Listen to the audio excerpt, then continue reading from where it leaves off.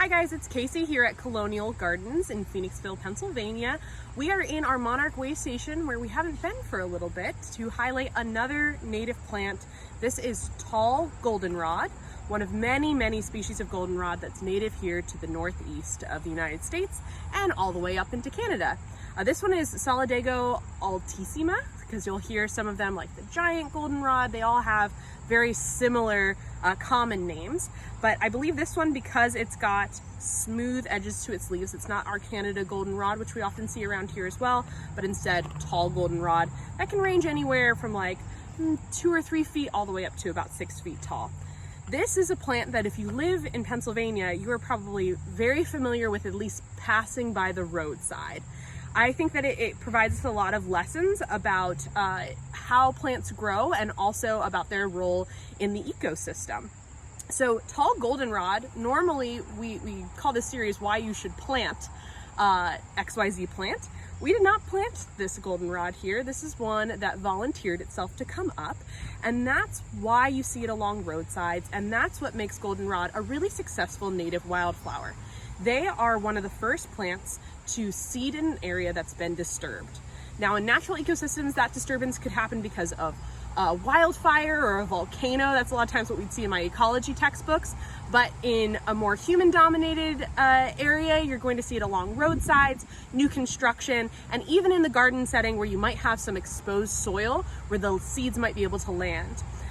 This is a very aggressive growing plant. That's how it takes advantage of this new ecosystem that hasn't had other plants really take up the space yet. So when there's spare soil, the goldenrod is going to find its seeds here sometime in the fall and then aggressively grow. It does release some chemicals into the soil that prevents other plants from being able to grow as well. And so even though you'll see it integrated with other plants within a prairie ecosystem, a lot of times you're gonna see huge swaths of it alongside roadsides and other these disturbed areas where it's really dominated the space. Now, in some parts of the world, this is considered an invasive species, and it does have a lot of qualities that invasive species have, where it's a really aggressive grower, it's able to crowd out other plants, but because it's native here in Northeast United States, it's not an invasive plant technically, it's just an aggressive colonizer. That's what makes it a little bit difficult to recommend for most garden settings. I have goldenrod in my yard, and it is there by accident, just like it's here by accident as well.